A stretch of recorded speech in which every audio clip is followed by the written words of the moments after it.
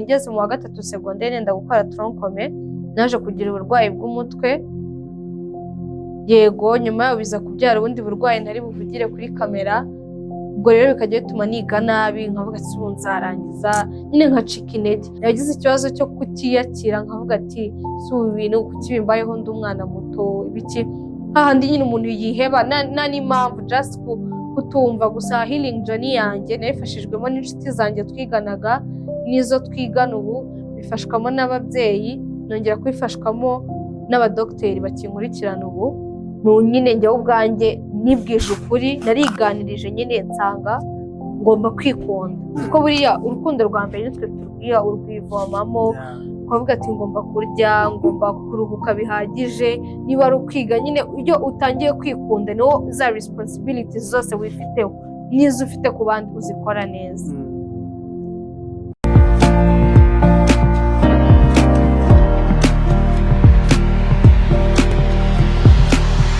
Gusuhuje ukomeje gukurikirana Test TV cya Testimonial TV, amazina ni yayandi Imana irambona Emmanuel.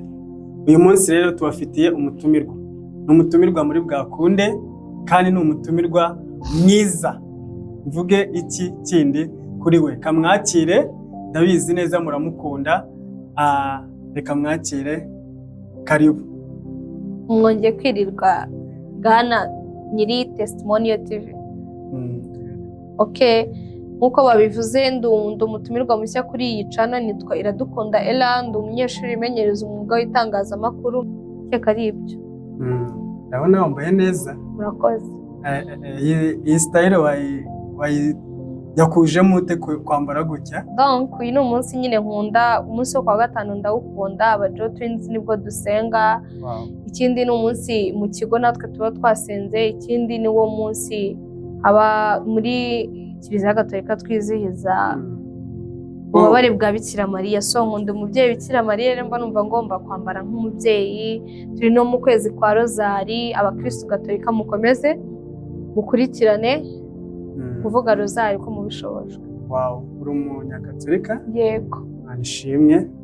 Wizera muri Yesu? Yego, nizera mu Mwami Yesu na Yesu Kristo bitewe nuko umuntu abyizera. Wow, ni byiza. Nanjye ndamukunda, nkunda ibitangaza Imana igenda ikora kuri buri muntu. So uyu munsi se waramutse ute?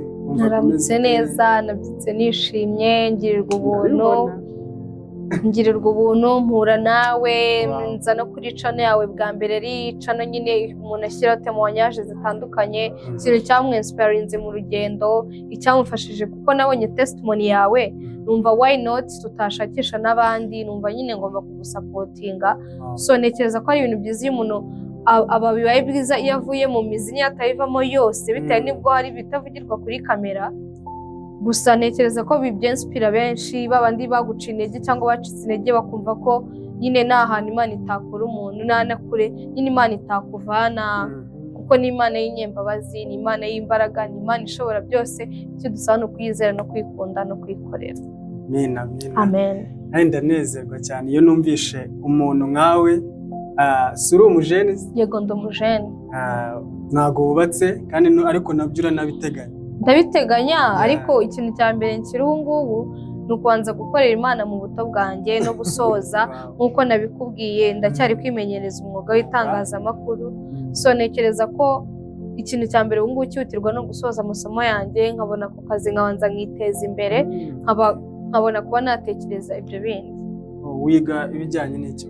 Niga nyine journalism, niga itangazamakuru, communication muri rusange.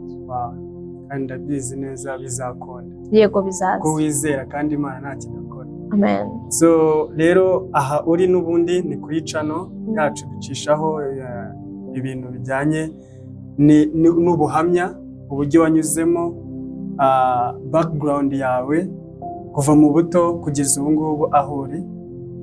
Ndishimye cyane. Witwa Ella? Yego, nitwa Ella.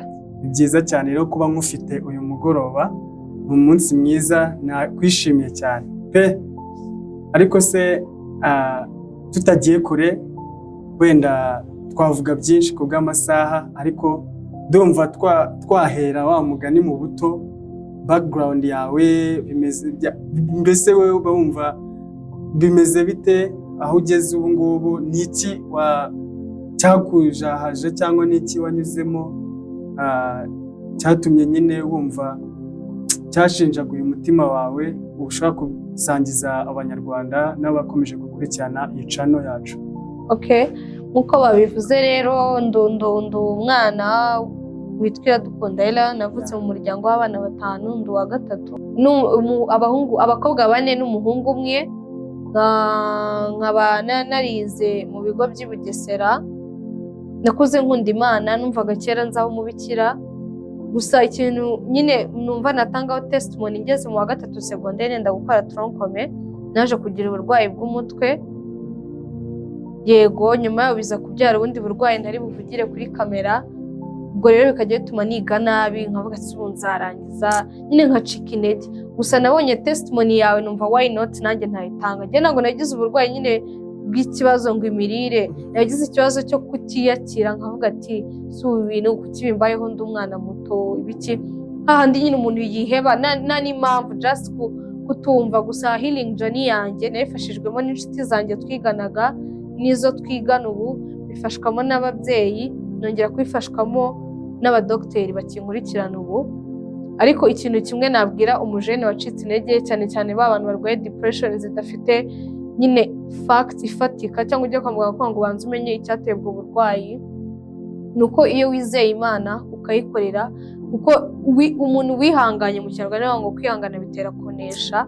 Iyo wihanganye ntekereza ko byose nyine birashoboka. Ikindi ukagerageza kuri wa muntu uvuga ngo muri close, cyangwa wandi bavuga ngo ufite best friend, iyo ugerageza ukamubaho open nyine ukamubwira everybody ufite, ukamera nka umuntu nyine wizera mu buzima bwawe, either your mom, nyine umuntu wowe ushyira uvuga ati umuntu ndamwizera. Biba byiza nyine iyo umubayeho open, kuko umuntu ukuzi abagukunda, abakwifuriza nyine gukira, abakwifuriza ibyiza. So njyewe ikintu cyamotivatinze ni ugusenga, udacika intege. Najyaga nza mu kizamini ndwaye, ariko nkavuga ati Mana ndizeye, kuko ndabyibuka niga senior 4 examen ya nyuma y'imibare, narwaye umutwe buri buke tuyikora, bareka njye kuryama nduhuke. Nari nize, ariko koko ndavuga ati reka nkore some revision. Ikintu rero nyine cyanshimishije mu gitondo, narakoze nk'ibisanzwe, amanota asohoka mfite 85%. Kumva hari abantu benshi narushije, niyo nabo narabarushije 45 n'amanota meza bitewe n'ukuntu baba barize.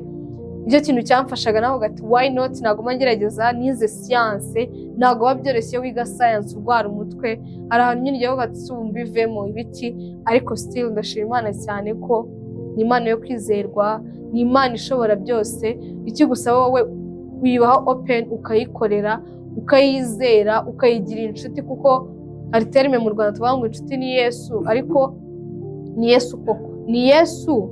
Nubwo nayo iduha nyine inshuti, kuko hari abantu bajya ngo ndashima Imana n'abantu bake. Ubwo abo bantu bake umuntu abashima niba abandi bagumanye no muri dark moments. Ntabwo bivuze ko n'abandi atabashima, ariko ubwo abafite impamvu ari kuvuga ngo ndashima bake muri uwo munsi. So njyewe inkuru yanjye rero ntabwo navuga ngo ni ndende, gusa icyanyansipiye muri urwo rugendo ndakeka ari ibyo. Si byo by'ingenzi ra? Wow, nanjye ndumva mise ngira emosiyo nyinshi kuri ubwo buhamya. Ubuhamya ni burebure, ariko koko nk'uko bivuze wahuye n'ikigeragezo gikomeye, ariko nk'uko wizeye wabashije kubirwanya mu buryo bwo gusenga. Ariko se nta gihe wigeze ugera aho ngaho ukumva nyine wa giving up kabisa, ukumva mbese urabirambiwe, ukumva nyine n'abaturanyi cyangwa n'inshuti n'umuryango, ukumva nta n'umwe ushaka no kuganiriza bitewe n'icyo gihe wagezemo, nyine ukumva mbese ibyawe urabirambiwe n'ubuzima? Ntabwo byabura, kuko last year nararwaye, biba ngombwa ko mba mpagaritse amasomo. So muri iyo journey nabwiye iwacu ati ntabwo nzongera kwiga, nta kintu kinshimisha mu buzima.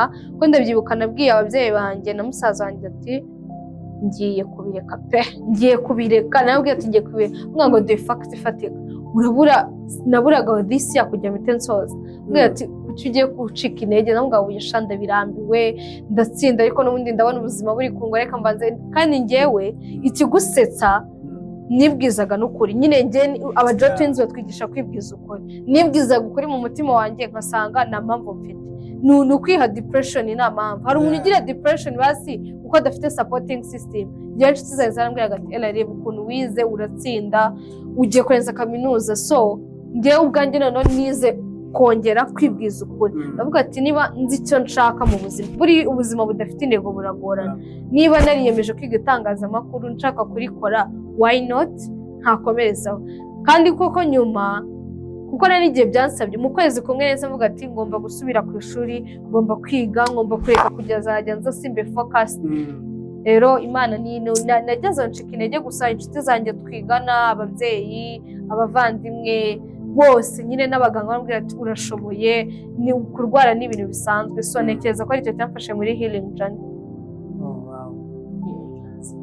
Nabikunze pe kabisa, kuko urumva ikintu cyatumye ubgiving up cyo kirumvikana, n'ubwo burwayi umutwe ni ibintu nyine byari bigoye nyine no kubikontorora kuri wowe nk'umujeni, urubyiruko, umukobwa nkawe muri iki gihe biragoye. Noneho mu mashuri kubona abantu biga ugasanga wenda wowe wagize amahirwe uba n'umuhanga ukabona n'amanota meza, abantu bakibaza si umuntu amanota arayakura hehe. Tubona ahura na bino byinshi bigiye bimuzahaza muri we, ariko hari n'abandi usanga nyine kwiga bibaye ikibazo, amanota yabaye ikibazo kubera izo ndwara, ugasanga baramusize, ugasanga asigaye inyuma, nyine ugasanga ibibazo bibaye ibibazo kuri we no mu muryango. Gusa nyine ndagira ngo basi utubwire ese ni iki wowe muri wowe ni iki cyakumotive nyine kigatuma ugaininga strength izo mu kwiga kwawe, nyine ukumva ukumva uwo muntu koko akwinjizemo nyine urugamba rwo kurwana n'icyo kigeragezo urimo kugira ngo ugere ubu ngubu aho uri. Umuntu cyangwa ikintu, yaba umuntu cyangwa n'ikintu muri wowe cyatumye nyine ugaininga strength kugira ngo ugere kuri iyo ntego yawe, ube uriho uyu munsi. Nkukosoyeho gato, nkuko bivuze ngo ndi umuhanga, njyewe uko mbyizera nta muswa ubaho. Ntabwo nyine tunganya level y'ubuhanga, ariko ntekereza ko umuntu w'umuswa, umuntu tuvuga ngo ni umuswa abona 20, ntekereza ko abigiramo uruhare kubera ni ibintu nyine my personal experience. Njyewe nageze ndambirwa kwiga imibare, nyine nsubira inyuma, nyine amanota asubira inyuma, and then ndavuga ati ngomba kuba focused, amanota nyine arongera arazamuka. So njyewe ntekereza ko nta muntu umuswa ubaho, ubwo biterwa na class afite, supporting system ifite na cooperation. Rero uko mbyumva numva nta muswa ubaho, ubwo nuko level zacu zitandukanye z'ubuhanga. Warumbaje ku kintu cyane cyamfashije ni isengesho. Narushijeho gukunda umubyeyi Bikira Mariya, niga gukomeza gusoma Bible n'amasengesho. Nyine hari ukuntu twe tubyita umwiherero, ubwo muri English ni retreat cyangwa retraite, nazijyagamo kenshi kuko ndabyuka uyu mwaka watangiye ndi muri retraite. So rero ntekereza ko mu bintu nasabye Imana muri uyu mwaka ibyinshi yarabikoze. Yamaye kumva ko kurwara ibintu bisanzwe, ima kwiga ngiye gusoza, inshuti ariho nungukiyemo mwebwe aribwo twabaye inshuti. So ntekereza ko uyu mwaka mu bintu byamfashije ni gusenga, umuryango wanjye muri rusange wose waramfashije, n'inshuti zanjye n'Imana. Gusa Imana niyo ya mbere. So nyine nk'uko bivuze, Imana cyane nyine ikora uruhare runini pe, ariko nyine hari na famiye ubamo n'abavandimwe. Ese bo nta kintu bagufashije mu kugira motivation, kugira cyangwa strength muri wowe kugira ngo ugire icyo ugeraho? Abavandimwe banjye rero baba bakoze nyine inshingano za kibyeyi, kumvuza no abavandimwe banjye bose, kuko nafashwe ndi umuntu mukuru kandi nkagenda nanasobanukirwa uburwayi. Warambwiraga ati rero Ella, ihangane, mu buzima umuntu arageragezwa, nicyo kibita ko umukristo nyine ugira umusaraba, kandi iyo uwo musaraba ufashe ukihangana uranesha. Icyo bamfashije nyine bampamagaraga kenshi bambaza wize byagiyemo muri examen, bakagerageza kumba hafi, niba nyine ntameze neza bakabimenya akavuga ati okay tahe kare. Nyine communication yariyongereye mu bavandimwe banjye, barushaho kunsabira yaba gukora noveni. Ntekereza ko nyine urukundo rwabo barushijeho kurumvoma babego. Shimira ababyeyi bawe n'umuryango wawe kuko hari igihe rega ugera mu kigeragezo n'umuryango ukaguta. Nk'uko nanjye mu mpamvu nkunda kuvuga ubuhamya bwanjye, hari byinshi nagiye nanjye mboneramo, bamwe na bamwe bavandimwe bakaguta bitewe n'ukuntu umeze, bitewe n'ukuntu ubona ikigeragezo cyabaye ikigeragezo, kenshi ugashanga nyine amafaranga ni ikibazo, kukuvuza ni ikibazo, nyine ibyo byose bigatuma n'abantu bagutata. Ariko ngewe kuko nanjye nizera mu ijambo, nkunda Yobu cyane, niwe ngendera kuko indwara narwaye kenshi nzibonera kuri Yobu n'ikigeragezo ahuye nacyo, ariko akavuga ngo uko navuye mu nda ya mama niko nzasubirayo meze. Nyine imiryango iramwanga, inshuti n'umugore we, nyine ibintu byose bimuvaho, ariko kuko hari icyo wamenye muri Yesu ugomba kugifokasinga, ukamenya umusaraba uwo ari we nawe arimo uragana ahariho. Rero nuko nyine ubivuze, wowe wirebye ubu ngubu ukuri experience wabonye, experience muri wowe wagize mu buzima bwawe ubu ngubu ukomeze, ibyo waciyemo byose ni experience wigiyemo aho ngaho. Njye experience, my own personal experience, nyine ntukajya expecting ikintu utarabona. Niyo umuntu yakwizeza ngo ushanza kwishyurira ibi ngibi, ngo nzaza kugutora nusohoka aha, nyine niyo first experience. Nize kugabanya expectation nyine, kuko nicyo kibazo n'abajene dufite muri iyi minsi. We expecting ibintu ukumva nyine ngo iPhone, kandi nyine nta kintu kizana. Ntukajya ubona ngo umuntu ngo ari seriyeuse cyangwa ari seriye muri classe, mu kazi, kuko nituvuga ngo ababyeyi bari strict. Njye ntekereza ko ari byiza, kuko nibyo bitugira abo turi bo uyu munsi. Rero abantu mwinubira kuba seriyeuse, mwinubira abantu bababwira tugendere kuri uyu murongo, ujye uza wubahiriza amategeko y'ahantu runaka. Ntekereza ko ntabwo twifuriza inabi, tugenda tuyibona. Njyewe papa ajyaga ambwira ngo ujye wubahiriza igihe, nkumva nyine ni ugukabya. Cyangwa mama ajya akambwira ati mujye muba abakobwa b'umutima, nyine mukore inshingano ugomba gukora ukiri umwana, cyangwa urahura, you never know niho uzakura ka kazi, ba bantu mwifuza ubukwe, kuko Imana nyine byose ibicisha mu bantu. So njyewe ntekereza ko ikintu cya mbere nizemo kuri iyi si nta n'ikintu kidashoboka. Icyo nicyo kintu cya mbere, nta kintu kibaho kidashoboka as long as igihe nicyo kintu cyiza cyo kubisobanura. Icya kabiri nigiyemo ni ukugabanya expectation. Icya kane, icya gatatu, umuntu wizera umwana w'umuntu avumwe. Murakoze. Avumwe umuntu nyine ntabwo mvuze ngo tureke kwizera ba bantu twizera, ariko kwizera umuntu ukumva ngo none nta n'ikintu umufana ari inshuti, kuko n'abavandimwe baraduhemukira, bamwe na bamwe ababyeyi barabatenguha. So njyewe I think umuntu wa mbere tugomba kwizera ni umwami. Ni ukuri pe, nanjye icyo nakigushyigikiramo. Buriya umuntu aragutenguha, ariko Imana ntabwo igigutenguha. Buriya nugira n'umujyanama, nukenera umujyanama, ushobora kugira umujyanama muntu, ariko ugasanga finally Mwuka Wera niwe ubisobanuye. Ariko Mwuka Wera buriya ugize umujyanama, ujye wizera Imana ariyo mujyanama wawe. So ni ukuri Mana yanjye, ntabwo byoroshye, ntabwo byoroshye kwizera umwana w'umuntu gavumye. Ariko nyine umugani ntabwo twabura kubizera, kuko n'ubundi rega nta muntu wigira, sibyo se? Tudipendinga no ku bandi. So urumva wigize nta kintu ushobora no kwigizaho rimwe na rimwe. What I'm trying to mean, hari ukuntu cyane cyane nyine mu nshuti ukavuga ati njye nizeye Emmanuel, nta kintu yanyima, uwo muntu mumenyanye vuba. Cyane cyane abakobwa nyine tugira iyo defo, babandi noneho bashidukira ngo uzamukura amafaranga iki. Ubwo rero icyo gihe babyita friend for benefit. Umukurikiyeho kuko ndavuga ati uzama amafaranga, uzansohokana, kandi I don't think ko ari kimwe Imana nyine dushaka. Imana dushakaho za nshuti z'umumaro, za nshuti umuntu azajya aravuga ati nagize inshuti mu buzima ndayitakaza. Nyine ya nshuti utakaza ukavuga ati mvuze inshuti y'umumaro. Nicyo nyine ndi kukubwira. byumva kuko n'ubundi inshuti no kwizera byose tubibonera mu bantu kuko Imana yo iri mu bwami bwayo cyane kandi naho turimo turagana.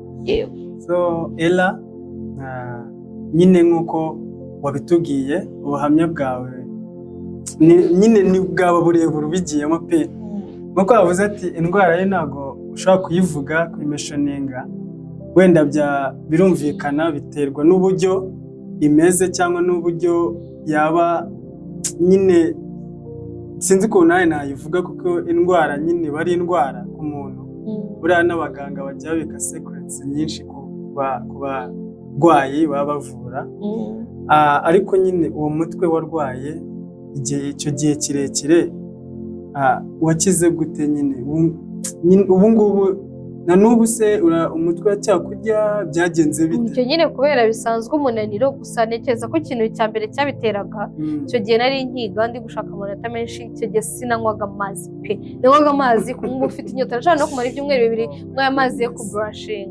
So nize kunywa amazi, niga gukunda siporo, niga kugabanya nyine gukunda kwiga ngo njye mora mu ikayi cyangwa ibintu bishyushye ubwonko, niga gushaka utundi tuntu nakora, kwa nyine gushaka utuntu tunyokipa, udutips dutandukanye two guteka, two gukora amasuku yo mu rugo, utuntu nk'utwo nyine dutuma umuntu aruhura mu mutwe. Gusa ikintu cya mbere ni ukunywa amazi na siporo. Nkuko bibona nananutse byanyije mu minsi ishize. Wari ubyibushye cyane? Ubushize mu mezi nk'atatu ashize nari mfite ibiro hafi 80. Ubu maze gutakaza nk'ibiro 6-7 biri kuza, birimo biraza kandi koko bigombe binazi kuko urumva n'icyo gihe. So ubu se urwara umutwe, hari izindi ndwara zigeze ziziramo nyine bite, kuko hari igihe urwara ikintu none aho kugira ngo ukivuze ugasanga nyuma ukaza gusanga ikindi ukumva ndwara umutwe. None ni nubwo amenye n'indwaye umutwe najyaga mbona, ntabwo najyaga ndwara umutwe, nayo ngurwaye muri senior 3. So rero ikintu cyatumye bingora nuko nese ndwara ngo infection, nyine za ndwara ziterwa n'imbaraga. Icyo gihe nese none ngura peti, nari inyanda ariko none icyo gihe yahise bikwama.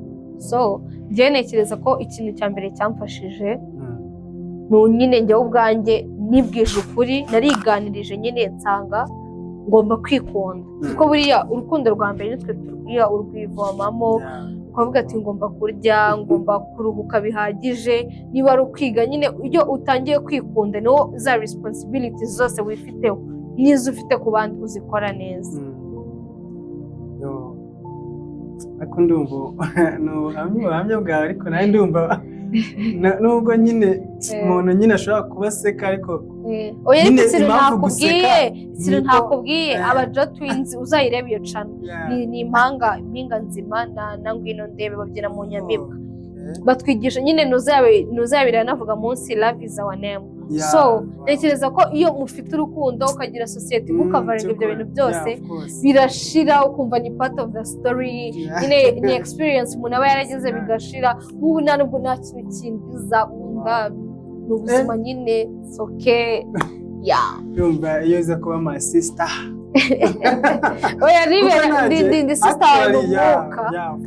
Kuko nanjye usanga nanjye ubuzima naciyemo Mana yanjye, ugasanga uwambonye icyo gihe nk'ubu ngubu akambona totally different. Ariko nanjye mbona icyo gihe muri senior 3 narwaye njya mu bitaro, nyuma nafite nk'ibiro nka 20 pe.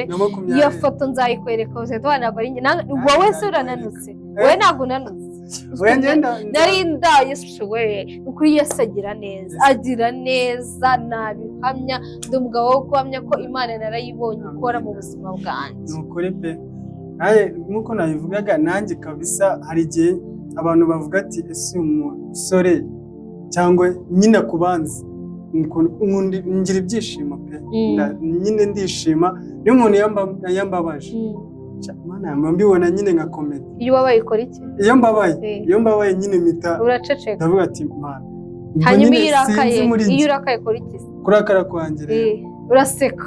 Kuva kure nyine ndaseka. Ndabizi kandi njyewe rero iyo ndakaye ukaguma unkoragoshora nagira guseka, ariko iyo ntuzifuze kumbona narakaye buriya mbabaye ndabikwama ariko iyo ndakaye ndavuga n'urwanga rukaza niyo defo nzingira niyo ugira ariko ntekereza ko atari defo umuntu nyine mbona nyubahutse nkumva nta kindi kintu nakora kuko ntabwo umuntu mbesera ntabwo umuntu ubahuka n'undi muntu kuko nanjye sinyapfa kubikora ariko nibyo so ndabizi twavuga pe ubu ngubu nje ndumva aribwo nyitangira ndumva aribwo nyitangira gusa nyine ndabizi akeza nyine karigura shaka nigura byo buriya nyine ibyishimo buriya utanga ubuhamya bunezerewe biba bikwereka nyine hari byinshi uhita wumva nawe bikuzamo ukumva wakomeza ukavuga ariko nyine igihe kiba ari gitonya gusa nyine ndagira ngo basi utubwire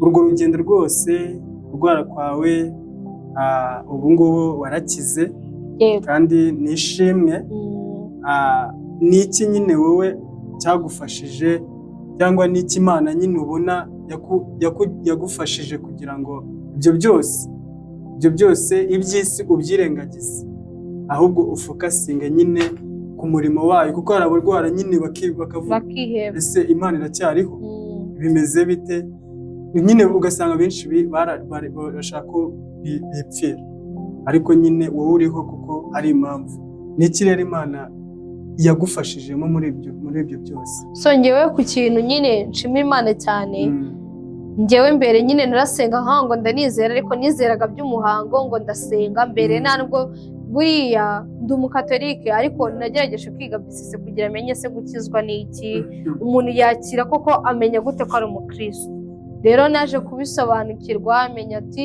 ngomba kubanza kwizera nafashe urwo rugendo ndabisabira mbitura Imana mukabona intege icyo ndavuga ati Imana ndashaka ko mbona ikimenyetso kigaragaza ko ntangiye kukwizera so ikintu cyabimfashijemo rero nize kwizera Imana rero Imana yabimfashijemo niga gukunda gusoma Bible no gukora charity works nyine gusangiza abandi bantu cyane cyane babaye urukundo niryo shimwe mfite ko Imana imfasha ibintu nari narihayemo umuhigo muri uyu mwaka yabimfashijemo nkabona nashima Imana ko ndi gukira Imana ishimwe kabisa kandi ndakunezerewe so ubu ngubu ni iki noneho wibonamo ni iki wibonamo ni iki ushaka kugeraho nyine bivuga nk'aho turimo turanasoza ni iki ushaka kugeraho intego ni iyi ubu ngubu njyewe intego mfite ubu ngubu ni ukuba nyine umunyamakuru nk'aba Aisa baba mama nyine cyangwa igitsina gore tubona mu itangazamakuru ikindi nibonamo umumama w'ejo hazaza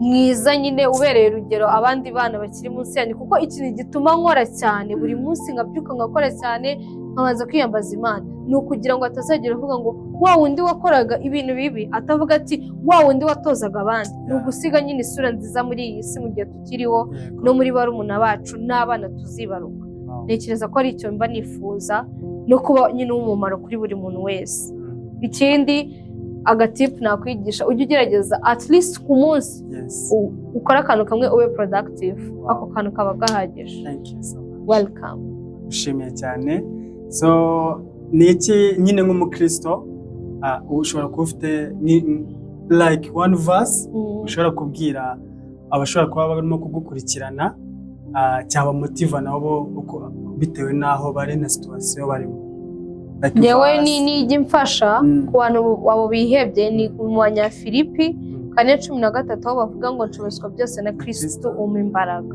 so iyo wizeye umwami nta kintu ataguha na mbaraga ataguha so ntekereza ko rero ibyo bintu ari byo bidukorera muri iyi minsi cyane cyane nk'abantu bizera mu mwami Yesu Kristo cyangwa Yesu Kristo Yesu aduhana umugisha mwakoze amina so dusoza ndagushimiye wowe ukomeje kudukurikirana kuri no channel bita Test TV cya Testimonial TV nk'umutumirwa wacu mwamubonye mwamwumvishe nizeye ko muri bwamukunde kandi ni ibigaruka Ella ndagushimiye cyane nawe wakoze Imana ibahe umugisha tuwusangire amina Yesu abahe umugisha